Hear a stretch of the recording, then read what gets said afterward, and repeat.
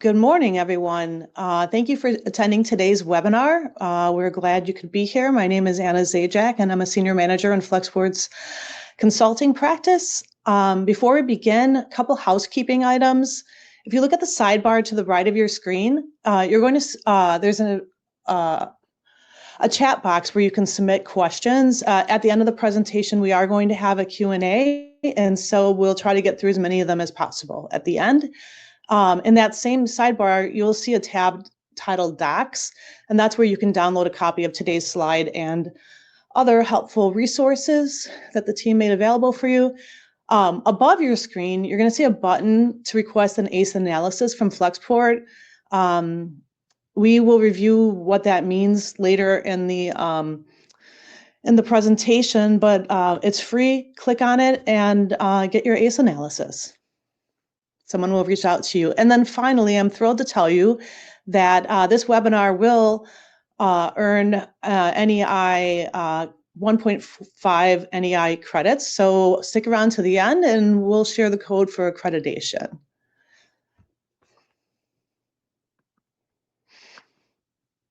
Okay, so on a brief legal note, keep in mind that all the information provided in this session is based on the situation at the current time. And may not be customized to your specific business requirements. We always recommend that you reach out to Flexport if you have specific questions, and we can talk more about your facts and situation and the options that are available to you. Joining me today are my colleagues, Rachel Dean, who works in our trade advisory practice, and Tim Vorderstrasse, who is the head of Flexport's Drawback team. And there are many unsung heroes in the background that made today's webinar happen. So thank you to them too. So today, the agenda, we're going to walk through some of the latest IEEPA developments, some as of this morning, the Section 232 tariff measures, changes to de minimis. We'll talk about ways to calculate customs duties ways to reduce customs duties lawfully, and specific duty drawback considerations, and then we'll end with the Q&A. You can always, if you ever have any questions regarding this presentation, you can always contact Flexport at customsbd@flexport.com. The BD means business development team, and someone will reach out to you. So beginning with the IEEPA tariffs, many of you are aware, the country-specific rates were modified for 68 countries plus the EU countries. And those rates will go into effect on August 7th. So we'll go into that when we get to the next slide, provide a table of some of those rates. But if a country is not specifically listed in the table, what that means is that will continue to be subject, goods from those countries will continue to be subject to 10% reciprocal tariff. China reciprocal tariff will remain 10% until August 12th. When it is scheduled to increase to 34% pursuant to the May executive order. Surprisingly, there is an in-transit exception in this order, so goods that are loaded on a vessel before August 7th, so before tomorrow, and in transit, and there's a customs clearance required, they need to be entered and cleared before October 5th, will continue to be subject to a 10% reciprocal tariffs.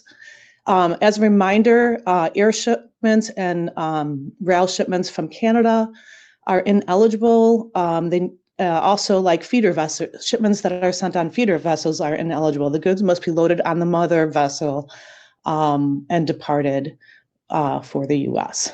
There is a transshipment requirement in the order that discusses if goods that are transshipped to evade, for the purpose of evading the reciprocal tariffs in this order, those goods will be subject to 40% plus any applicable fines and penalties, and they will not be subject to or eligible for mitigation like other customs penalty measures. We've had a number of clients reach out asking, what does transshipment mean within the context of this order? It's very clear from the language here that transshipment is done for the purposes of evading, and it doesn't, it's not referring to the identity of a particular origin content used in a finished good for an individual component. As an example, Vietnam is a common transshipment port to the US from China. We know that Vietnam exports more goods to the US than it has production capacity. So be aware of that risk. I think a lot of companies are looking at Vietnam and other Southeast Asian countries. So it's really important that companies have boots on the ground and make sure that those suppliers have those production capabilities and are actually producing your products if you're moving production outside of China. Listed here is a snapshot of the country-specific rates. We didn't have enough space for all of them and to make it look pretty, but we provided a quick snapshot here. One interesting point is the original reciprocal tariff range was from 10 to 49%. And as you can see here, the top rate now is 41%. Specific callouts for European EU goods. The order implements a minimum tariff rate for EU goods of 15%. That will be reduced by the normal trade relations rates of duty, which are basically the column 1 duty rates from most favored nation countries. So if the column 1 duty rate is more than 15%, such as like footwear and many textile products, then the reciprocal tariff will be zeroed. So there'll be no additional reciprocal tariff on those goods. But if the duty rate is free, then the reciprocal tariff rate will be 15%. Finally, if the column 1 duty rate is less than 15%, then you have to study up on your algebra. It'll be calculated by taking the 15%, the minimum tariff rate of 15%, and subtracting the normal trade, the column 1 duty rate, and that will tell you how much the reciprocal tariff rate is. So I guess quick and dirty back of the envelope calculation, you're going to pay a minimum of 15% reciprocal tariff on, total tariffs on EU goods, but it could be higher if the normal trade relations rate is higher. How companies can manage tariffs. It's important to note that the products identified in Annex 2 of the original order from April 2nd that are excluded remain in effect, including pharmaceutical, copper products, and semiconductors. Interesting is many of those products are covered by ongoing Section 232 investigations, which we'll talk about in a later slide, but they're still exempt from the reciprocal tariffs. Another good one is products comprising at least 20% U.S. originating content. For the content to qualify as U.S., it either needs to be wholly the product of the U.S., like grown or a natural resource, or all the totally fabricated in the U.S., but if it does contain imported materials, they need to undergo a substantial transformation for the U.S. content to qualify. We're working with a number of companies that do use U.S. content in foreign goods. So if you want to implement this exception,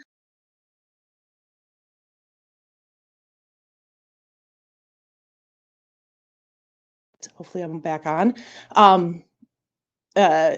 There are some documentation requirements to consider, including providing information on the commercial invoice to enable your customs broker to correctly report the value with the duty exemption code. So reach out to us if you have questions about that.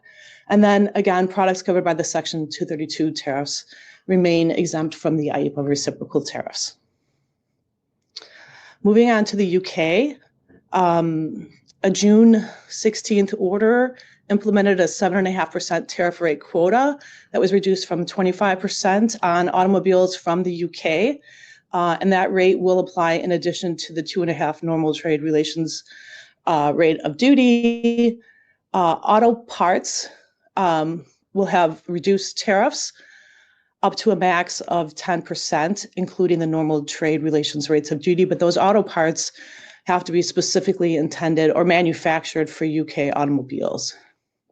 So you can't use them with your BMW or Mercedes. Steel and aluminum content. It calls for the elimination of IEEPA reciprocal tariffs on steel and aluminum content. that fall under the World Trade Organization Agreement on Trade in Civil Aircraft, which mainly affects aircraft and aircraft parts. Negotiations are currently underway for preferential tariff treatment for UK pharmaceuticals, but there is also an ongoing Section 232 investigation. So I think this would be limited to the extent that the U.S. takes action under that order. And then there's some aluminum and steel quotas that would call for like a lower tariff treatment for certain quantities, for the in-quota quantities yet to be established. And then after that, they'd be subject to the normal 10 and 25%. So they could tick down for UK goods once a quota is established with a corresponding rate. Stay tuned for more. For Canada, all right, new developments. The 25% fentanyl tariff rate was increased to 35% on August 1. Remember, USMCA goods are exempt from these fentanyl tariffs, but also in order to qualify for that exemption, special rules apply under the non-preferential rules for substantial transformation. So you need a substantial transformation and USMCA to qualify for this exemption. It's a two-part test or two different tests. The reciprocal tariff exemption on Canada origin goods remains in effect. And here again, you see that transshipment rule. If you are trying to evade paying duties under this order, you will face additional tariffs of 40% and potentially customs penalties with no mitigation allowed. From Mexico, you may have heard some ongoing commentary. The negotiations are currently underway. The U.S. and Mexico implemented a stay for 90 days to allow for additional time to negotiate. So goods from Mexico will continue to be subject to that 25% fentanyl tariff, 25% tariffs on cars, and 50% tariffs on steel, aluminum, and copper. And China remains subject to that 20% IEEPA fentanyl order. Moving on to Brazil, the U.S. declared a national emergency in connection with Brazil's policies and practices and actions, which the U.S. government determined present a threat to the U.S.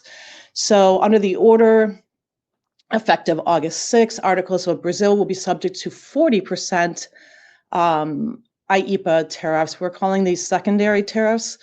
Currently, we have IEEPA reciprocal tariffs, fentanyl tariffs, and now there are these IEEPA secondary tariffs that will be will apply at a rate of 40%. There are specific exclusions in the annex of the order that cover specific products and energy products, et cetera. Goods subject to Section 232 will remain exempt from these IEEPA tariffs as well. And in terms of the stacking, the 10% country-specific rate for Brazil will apply in addition to the 40% rate. There is an in-transit exception here as well for goods already on their final mode of transportation to the U.S. prior to August 6th. So the date of this order is one day earlier than the other reciprocal tariff order, and that's why it's August 6th. We originally wanted to call this slide Continued Uncertainty, and boy, were we right. On April 2nd, the president issued an executive order to implement imposing tariffs of 25% on countries that import goods, oil from Venezuela.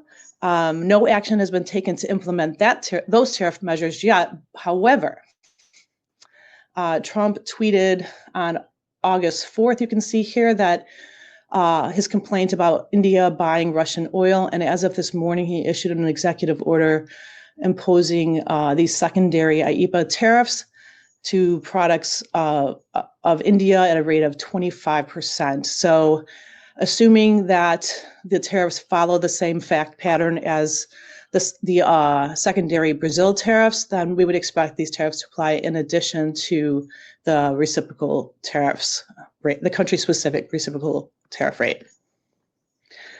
And at this point, I'm going to turn it over to Rachel Dean.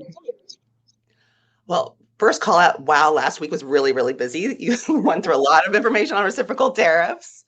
And along those lines of it being really busy last week, there were also some announcements on the Section 232 tariffs. And go to the next slide here. The big one being that it was official. There are going to be the Section 232 tariffs on copper at 50%. A big call out on that is that the proclamation was made on July 30th, and it was effective August 1st at 50% on duties. Now, similar to the aluminum and steel tariffs, it is only the 50% additional duty under 232 is attributable to the copper content. So it's really important to take your time and make sure that you are valuing the copper properly for these entries, if they are subject to the 232 duties. In the proclamation and in the CSMS on these additional duties, it's calling out that you have to have documentation to substantiate the value that you're attributing to the copper. So don't just look at your invoice and think, hey, about 50% of it's copper. You're going to need bills of material, POs, something to say to U.S. Customs if they do come back with the CF-28 that, yes, we did our due diligence. This is the value that's attributable to the copper. So make sure that you're working with your customs broker or your trade consultant to make sure that you have all your ducks in a row when you're claiming the value for your copper on these entries. This list, like it is similar to the steel and aluminum in that you can break out the value of the copper to attribute the 232, but it is a smaller list of items that are covered by the copper Section 232 duties, mostly Chapter 74. But that being stated, the first headings of that chapter, 7401 through 7405, are excluded. And there's only a few items outside of a chapter, at least right now.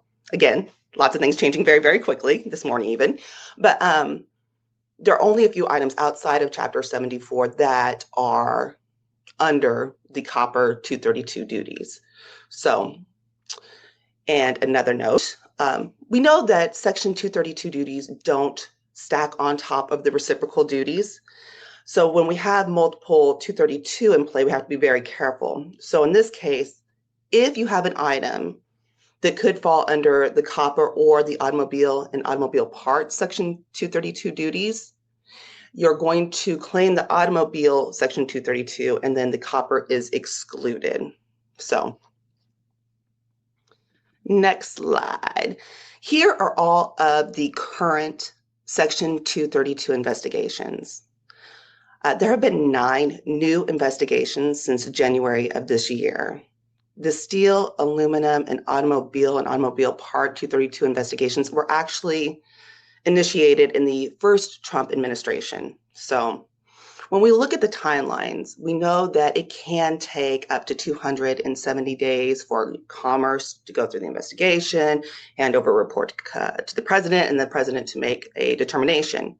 However, with the copper, the 142 days, that's a quick turnaround.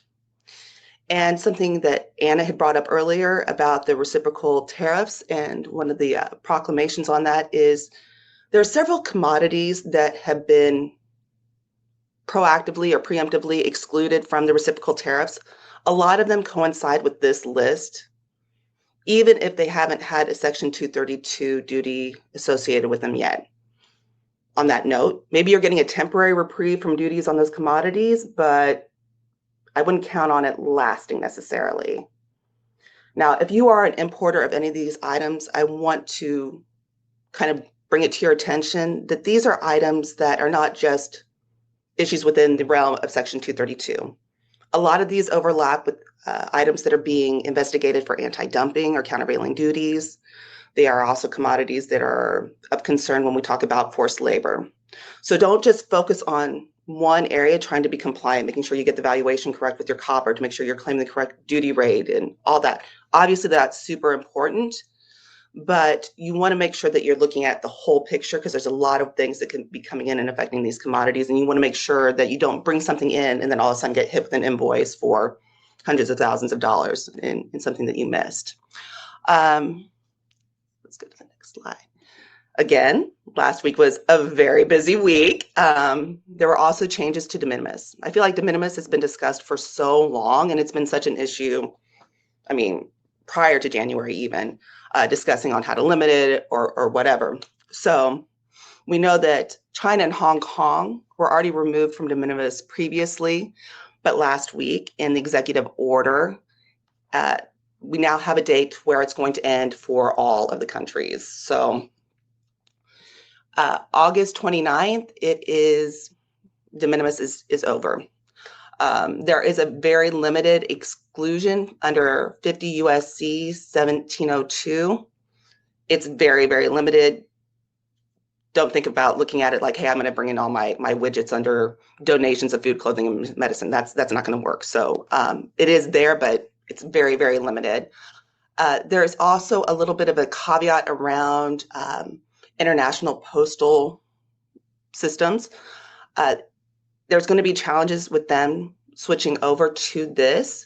So the idea is that it's going to have a 6-month period where they have this limited application of these duties. So if you have an IEEPA reciprocal tariff rate of greater than 16%, you'll have a flat rate duty per item of $80. And if you look at that table, if it's 16 to 25%, it's going to be a flat $160 duties on that item. Or if you have a IEEPA tariff rate of over 25%, then it'd be $200 that you would have to pay in duties for that. Now, interestingly enough, like the executive order last week ended it, put a date on it for August 29th. It had previously been mentioned in the big, beautiful bill on July 4th that it was going to end in 2027. Now, also as part of the bill that had been previously passed is a call out for a penalty if you evade or try to get around duties by claiming de minimis, with a $5,000 and $10,000 penalty, depending on if it's a first or second offense. With all these changes in reciprocal tariffs, fentanyl, 232, there's a lot of areas that even people that are trying to be very, very compliant can make a mistake. However, with this heightened difficulty around importing and getting the correct classifications and getting the correct duty rates and everything in place, there's also heightened scrutiny. And in a lot of these orders, there's mentioning of penalties, and they're reiterating the fact that you can get, on top of penalties, you can also get criminal liability. So, and the copper order specifically mentioned getting it correct, or there's penalties or potential for criminal liability. So with that note, because who doesn't want to talk about criminal liability and penalties, you need to work with your trade consultants, you need to work with your customs broker, make sure that you're doing everything correctly. The penalties for negligence, it's 2 times the loss of revenue or 20% of the merchandise value. For gross negligence, it's 4 times the loss of revenue or 40% of the merchandise value. And for fraud, it can be up to the full value of imported merchandise. Now, if you're talking about gross negligence and we're talking about 4 times the loss of revenue, when we're talking about 50% in duty, it could be a higher penalty if it's just gross negligence. So make sure that you're doing everything that you can, checking the news, checking up on updates every day, because we know that it's changing that quickly and it's affecting so many areas of our businesses, of your businesses and your imports. So on that note, I'd like to turn things back over to Anna so she can talk to you about how to do things compliantly and how to kind of navigate the changing environment to maximize or minimize your duty liability. Hi, Anna. Thanks, Rachel. Yeah, one thing, just to kind of add to what Rachel said here, is merely transmitting incorrect information to customs is a separate violation. So be aware of that.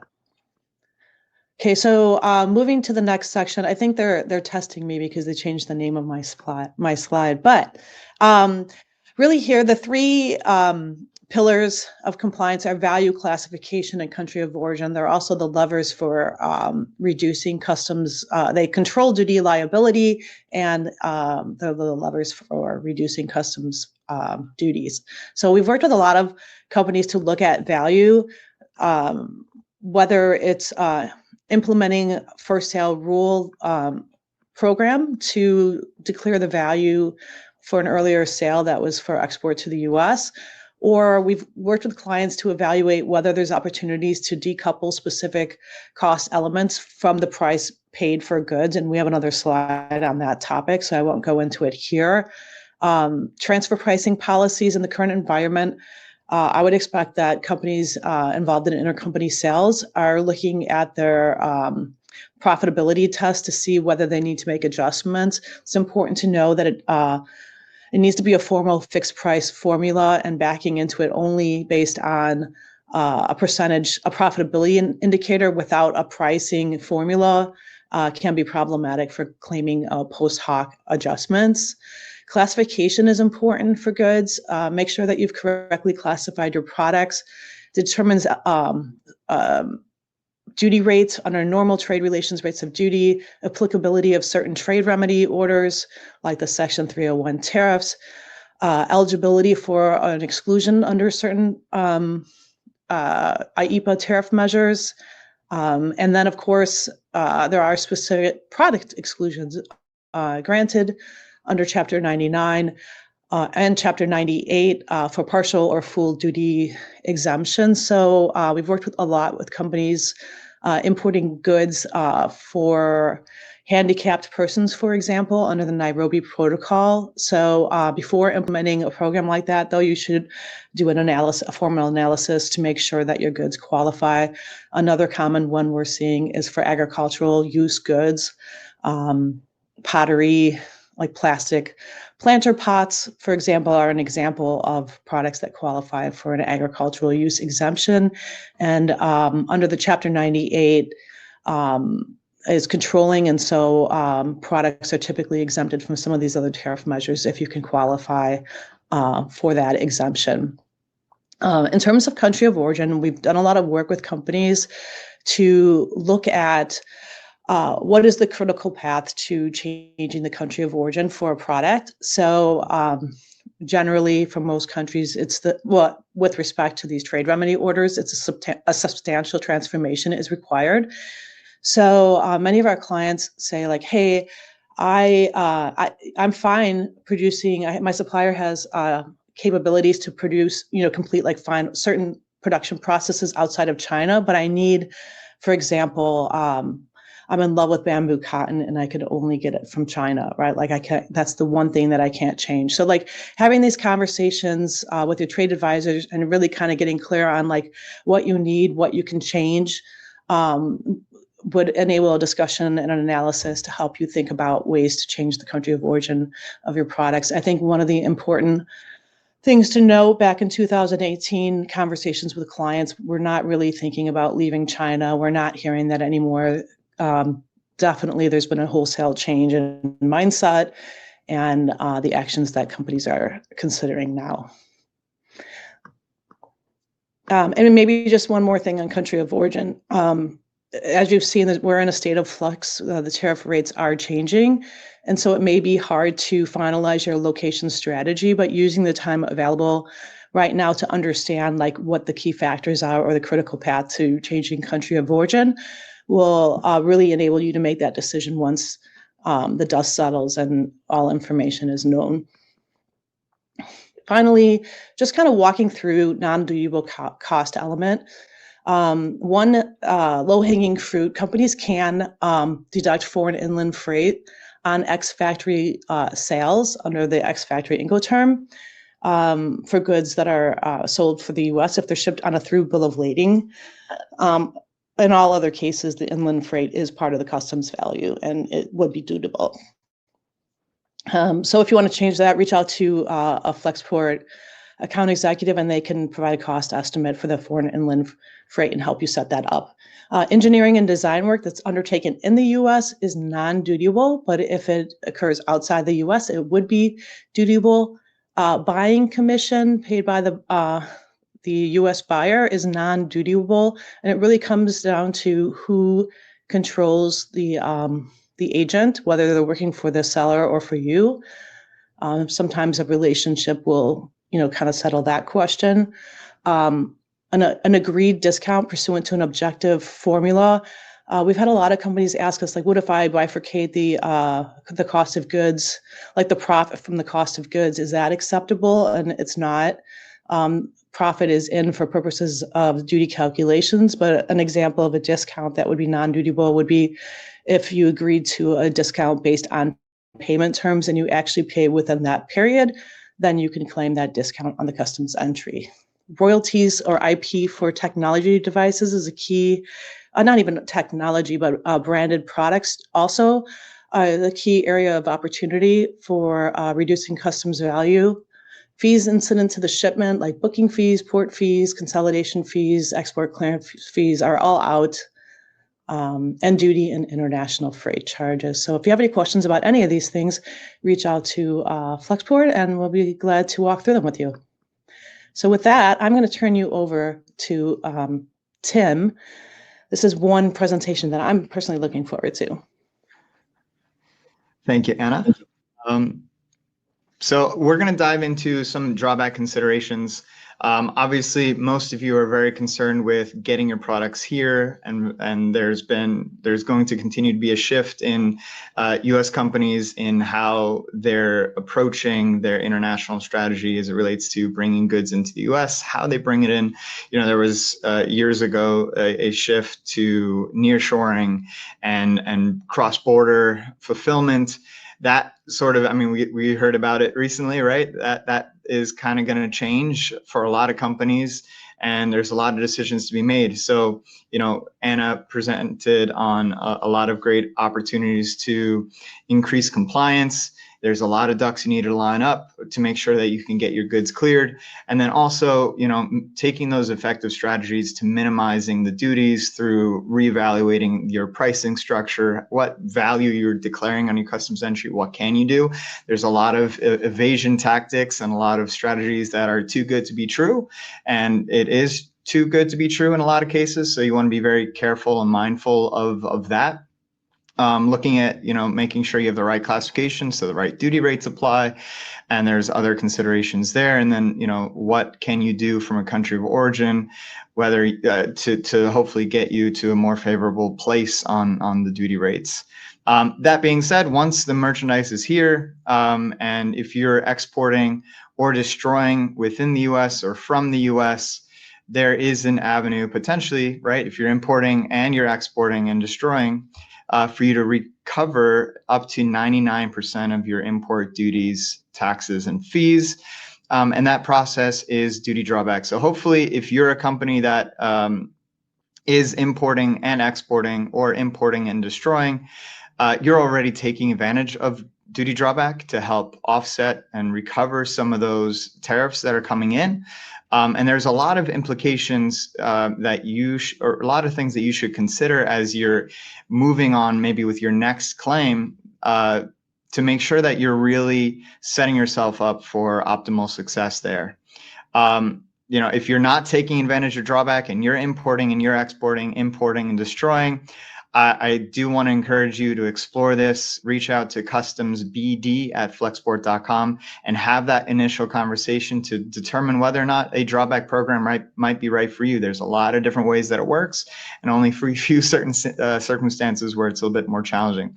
So now we'll dive into some mindful ways where you can be a little bit more in control of your drawback program. It's important to know what is eligible. I saw some questions come in around what is eligible, what is not eligible. And with the wax on, wax off approach of this administration, as it relates to drawback eligibility for certain tariffs, while potentially could be challenged in a court of law, where we are today is, your regular duties, the ones that apply to your 01 through 97 chapters, your regular everyday run-of-the-mill tariffs, those are eligible for drawback. They have been, they will be, assuming nothing goes wrong here. Your Section 201, remember those? Nobody talks about those as much, but those are eligible the Section 232, right? There's a lot of stuff going on with 232. Those unfortunately are not eligible for duty drawback, and especially as we saw some line splits. If you're importing this stuff, you see, sometimes one commercial invoice line now relates to two entry lines. So a lot of complexity introduced to drawback, even though the 232s are not eligible. And something to be mindful of is that entry construction. So even that customary duty would be eligible, but now it's being split. So something to be really mindful of. Your Section 301, those have, right, we've had those for a while. Those are also eligible for drawback. The IEEPA fentanyl, that was through the executive order, that is not eligible for drawback.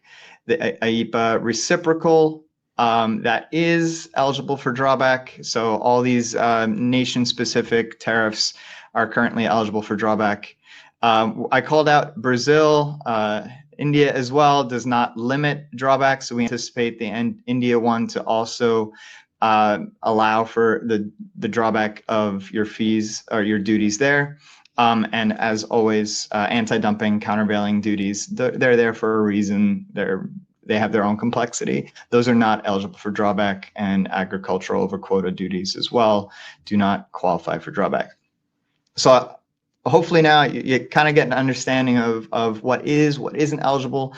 Operationally, when you think about the implementation, execution of a drawback program, it is very, very important to make sure you know what portion of the duties are and are not eligible for drawback. The enforcement is coming. It's going to be incomplete. I think initially the enforcement is going to be certain tariff numbers. They're going to be able to call that out. They don't really have the ability today to even measure how much duty is being apportioned and calculated correctly on the import side. And on the drawback side, that's going to continue to be more of a compliance step that brokers and claimants or importers have to take in ensuring that you're only claiming what you're allowed to claim.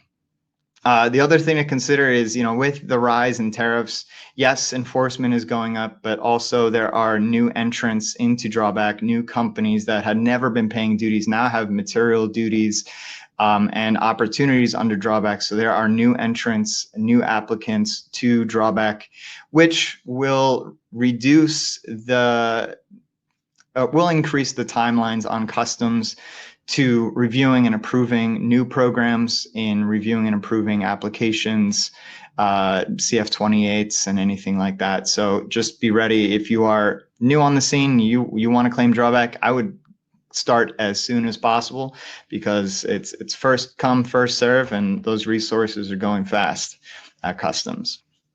If you are claiming drawback, there are now duties on more. There's more duties. There's more duties on more of your goods. And so you might have implemented a program to target certain commodities, certain portions of your supply chain.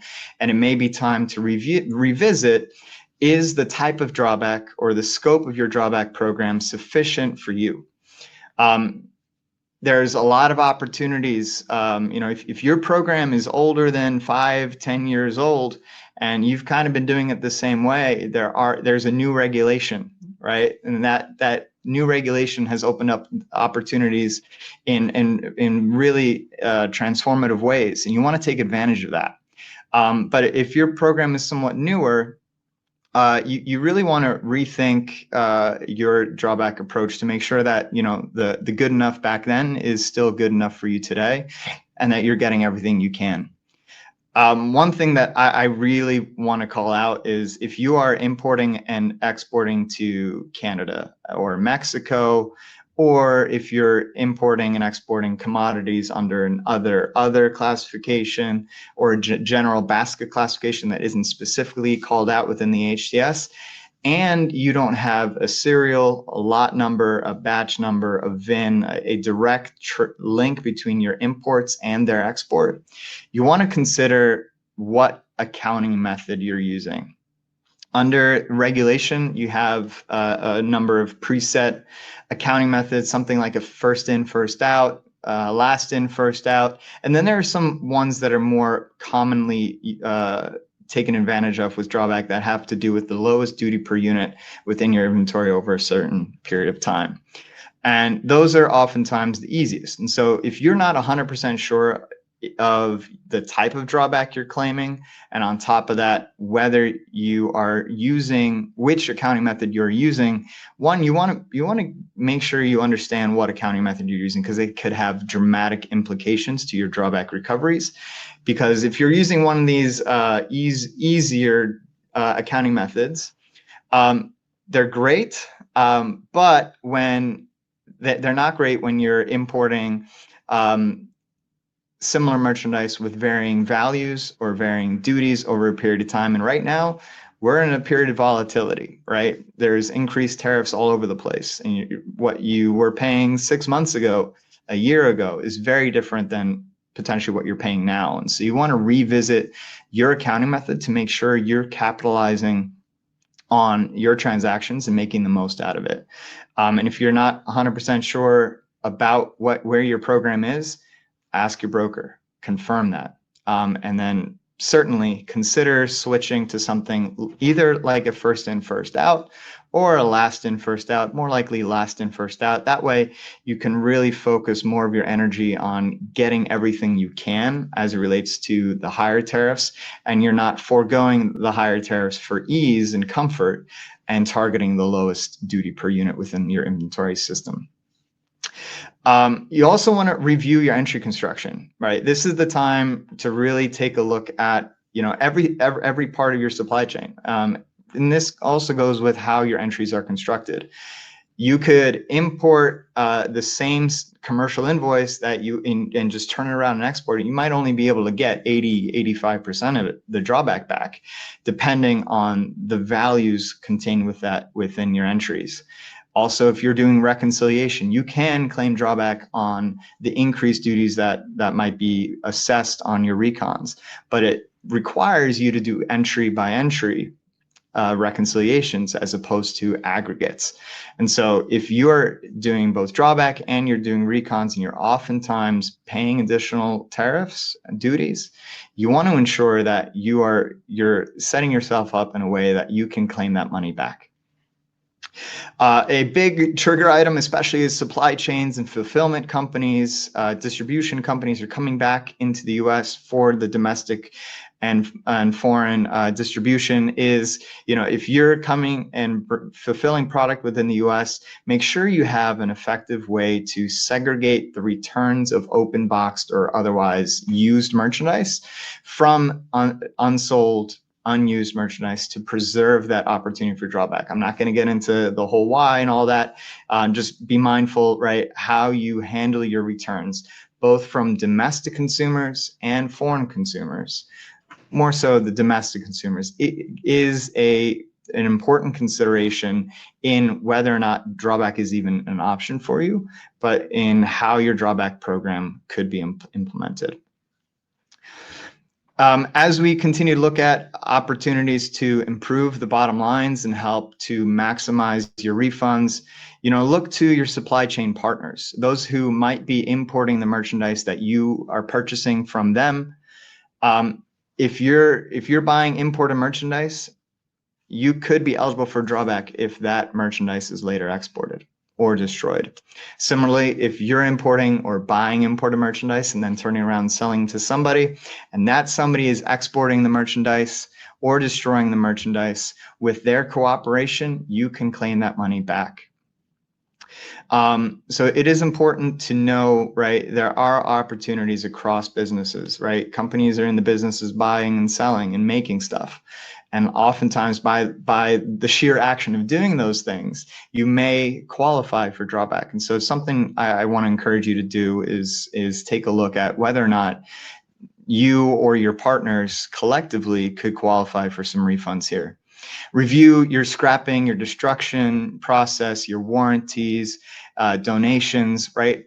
Oftentimes, if you're scrapping or destroying merchandise, or if you have a return policy around warranties, or recalls, right? And you're turning around and destroying that merchandise, there is potentially a way for you to get that money back. Make sure, right, if you're doing donations and that it's going to be exported out to help somewhere else in the world, those donations may also qualify for drawback. So something to keep in mind. And determine whether your packaging materials qualify. And so that's, the boxes, the cartons, the little pouches, or even lipstick containers and cosmetic packaging, right? Those types of things may also qualify for drawback. So if you're one of those companies that's using contract manufacturer potentially to fill these packaging components with cosmetics, those packaging components may be eligible for drawback, so consider that. And then, of course, if you can invest less time, less resources in the implementation, execution of your drawback program, it's going to be a greater ROI, and you're going to save money just on human capital. So find ways to optimize and streamline your process to make drawback easier for you. And with that, we'll go on. We'll talk a little bit about some helpful resources. As you see above the screen here, we have a request ACE analysis. The ACE analysis, which if you're not familiar with ACE, that's customs platform. That's their system. They're pouring millions and millions of dollars. They're forcing, in a lot of ways, with recent development rollouts, they're trying to push more and more companies onto the ACE portal, and they're creating more and more very critical functionality within that portal. So it's highly recommended that, regardless of the ACE analysis, get yourself an ACE account, because that's all the data that customs has on you.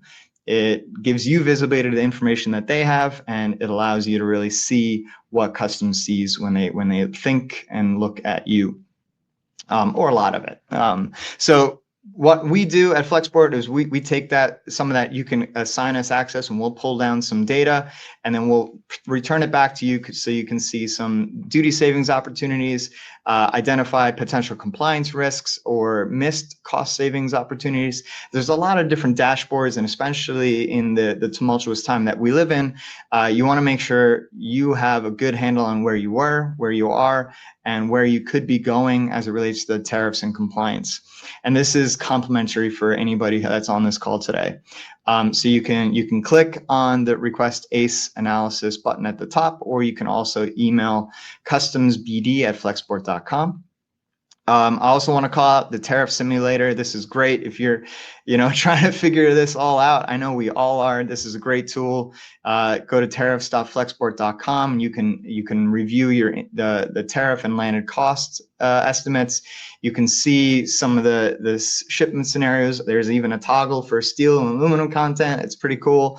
And it allows you access to some real-time trade data. So check that site out. And as always, we're here to help you. We're here with you. We're all trying to get through this. And so, if you're trying to understand more about classification or your duty rates, U.S. Or international, feel free to reach out to either customsbd@Flexport, or you can reach out to classification@flexport.com. And then any other trade advisory, like consulting, if you want to talk about drawback, which I hope you do, or you want to talk about customs brokerage, reach out to customsbd@flexport.com. That's short for Customs Business Development. They're here to help you and design a solution to make sure you get the most out of your experience with Flexport. With that, we're going to drop in the CCS, MCS, CES, and LCB credits into the chat. We are going to jump now to Q&A, and I'll bring Anna back on the stage, and she'll take it over. I'll take over, but you're staying. And Rachel is going to join us. And so while we're still talking about drawback, we did receive a question about just a quick recap. Do both the base and reciprocal, when it comes to drawback, do both the base and reciprocal tariffs apply, which I think you already answered. And then it says, how would the newest tariffs on India be affected in regards to the duty drawback? Yeah, great. So Yeah, we're awaiting formal guidance in CSMS or Federal Register notice regarding the applicability. However, the wording of the executive order mirrors that of the reciprocal and Brazil, suggesting that drawback will be eligible. Given the language and everything that relates, we anticipate that drawback will be eligible also on the India tariffs. But to go back to the first one, we did talk about it, but yeah, your base or your regular or customary duties are eligible. The IEEPA reciprocal are eligible as well. Yeah, so I read just on the ineligible, it's anti-dumping, countervailing duty, 232, and fentanyl. Is that right? Yeah, over quota Everything else is duties. in? Yeah. Basically, everything else is in. Yeah, Everything MPF, else, HMF. You can get all that stuff back in most that adds cases up. as well. It adds Yeah, up. some people are paying $500,000 in MPF. So, and you can find out how much you're paying by getting an ACE analysis. That's right. Okay, so for the in-transit exception, we have a question about which qualifies as the final mode of transport. We did talk about this early in the presentation. It's that mother vessel. So it needs to be on that mother vessel en route to the U.S. port. But they're saying still needs to be loaded on a truck for delivery. No, it has to be on the mother vessel. Like, I think that's like the easiest way to simplify the answer. It needs to be on that final mother vessel for transport to the U.S. Again, cross-border shipments by truck, rail, air are ineligible for that exception.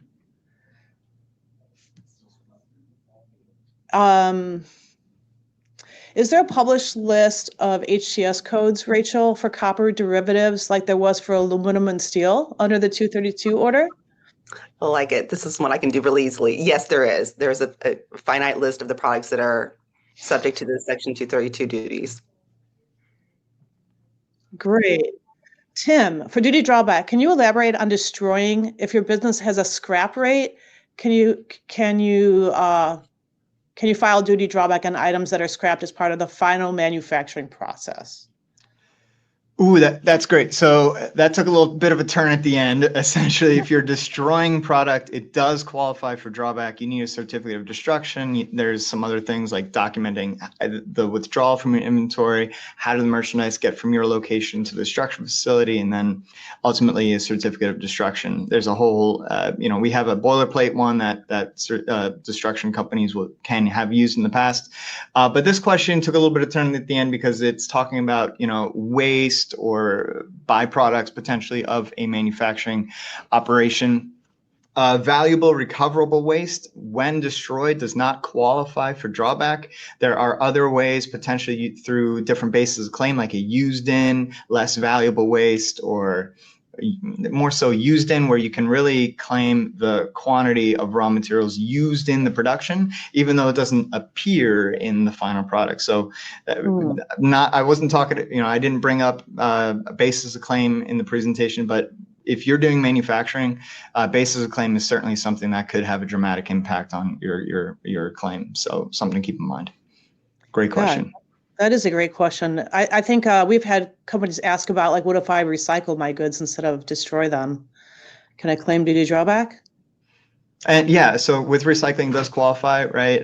You just have to reduce by the amount the value that's recovered. Ah, good point.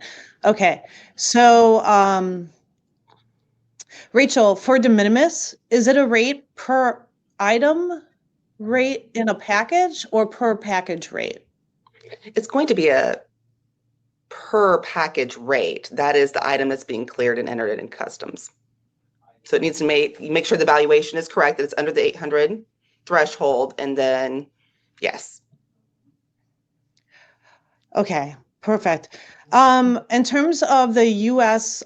Certifying that the content is 20% U.S. origin, what certificate or evidence do we need to certify U.S. origin to be eligible for that 20%? We've worked with other clients to do that. What we do is we request a costed bill of material and work with them to make sure that they have documentary support to conclude that this actually is a U.S. product. Do you have a manufacturer's affidavit? Like, where did it come from?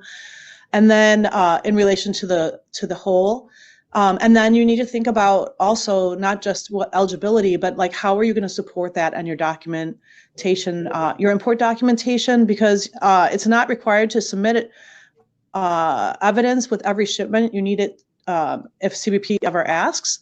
But where I think that upfront analysis is super helpful because you'll have it on the ready and turnkey. But on the documents, your broker needs to know what the value of the U.S. content is. And usually suppliers only, they collapse the value. It's just one line per product. So you actually need to work with your supplier to modify the invoice or create a pro forma invoice with that level of detail to make sure that the broker can execute on your behalf. We have another question about USMCA. If goods are from Mexico are covered by USMCA, no tariffs apply, right? And that's a really good question. It's basically in two places. So the language of the executive order is kind of confusing because they just basically say products from Canada or Mexico are excluded if they're qualify under the USMCA agreement, but you have to kind of unpack what does a product from Canada and Mexico mean. And there's a headquarter ruling dating back to, I think, 2017-18 when the Section 301 tariffs were implemented that basically says for purposes of trade remedies, the substantial transformation test applies. So it needs to qualify as a product of Mexico first and qualify under the USMCA rules of origin. There's also an FAQ on Customs website that kind of touches on the same topic, that USMCA goods that do not qualify as a product of Canada or Mexico are ineligible for the exemption. And when we're talking there about the fentanyl exemption. Okay, so I'm going to give this one to Rachel. I'm constantly misunderstanding the ever-changing duty rates. Are these percents on top of existing tariffs stackable or not? I'm talking about footwear. Yes. If we're talking about like your base normal trade relationship duty rate, then yes. Like if you have something that's subject to a free trade agreement and it can take, so you're not getting charged the normal trade relation 20 or 30%, whatever it is for your footwear. But if you have a reciprocal, that's going to go on top of it. So yeah, I love that. And then throughout the slide deck, we talked about, where their tariff measures are non-stacking is specifically called out throughout the deck. Like products from Canada and Mexico are not subject to the IEEPA reciprocal tariffs, and Section 230 products subject to Section 232 are not subject to reciprocal, right? So you kind of have to do an analysis case by case and be careful about making like broad brushstroke application of or decisions in your tariff database because you may miss something. Okay, here's another one. This one is for Tim. If an importer made an import and paid the duties, IEEPA, fentanyl, reciprocal, etc., but the merchandise was exported to Mexico and commercialized, do you think it is possible to request duty drawback of those 501? Yeah, so if you're importing into the US and you pay the tariffs, right, then export to Mexico with the intent to join the commerce of Mexico instead of, kind of like what we had. I had a lot of calls earlier on when it was 100 and something% and went down. Like you can't just ship it with the intent to bring it back. If you're exporting with the intent for the merchandise to either stay there or be commercialized there, you can claim drawback, right? There, you need both parts, the import and the export. The only consideration, right, is which tariffs are eligible, and then any complications related to the type or provision of drawback that could apply. Thanks, Tim. Okay, Rachel, we have two more questions. I think they'll be quick. Rachel, where can you find the list of the tariff codes under the Section 232 copper tariffs? It's going to be in the proclamation, and it was in the CSMS where they discussed the copper tariffs, and it's going to be part of the HTS, that big, well, everyone probably looks at it online, but it's also going to be added to the annex of the HTS as well. Yeah, yeah. Under the but at the line level next to the tariff code, there's like a little one with a hyperlink, and it'll take you directly to that. Where can you find? Oh, sorry, Rachel. With the ending of de minimis, will there be an impact on transit time with uptick of shipments handled by customs?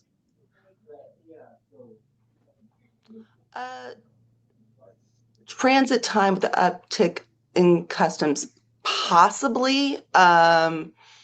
There's going to be more shipments going through, but I don't know how customs, is it going to take longer? Possibly for customs to clear goods. A lot of it's automated and everything like that. The clearance process is automated. It's hard to say. And it's kind of three different things: de minimis, transit time, depends on the mode of transportation, and then it depends on what customs is going to be able to handle. So it's kind of, those are three different elements that kind of line up together, but Yeah. potentially, depending, but I don't know how much, if you're talking about ocean transit time, how much it's going to be affected, or air. Yeah, that's fair. I also think a lot of companies, they're going to go back to the old way of doing things, which is setting up regional hubs that can reach any point in the U.S. within 3 days. So if goods are imported and customs cleared, duty paid before they're sold, then I think the transit times will be whatever they are, built under your business model. Flexport does have an e-commerce team. Definitely, you can reach out to the BD contact, and they can connect you with that team if you'd like to get into more of the nuances with what they're seeing. So with that, I think we can go ahead and wrap it up. We're at time. Thank you so much for joining us today. We appreciate you and all your support of our webinars. We had 1,500 registered attendees today. So after today, a copy of this deck will be sent to you by email with a recording for those of you who are unable to attend in person.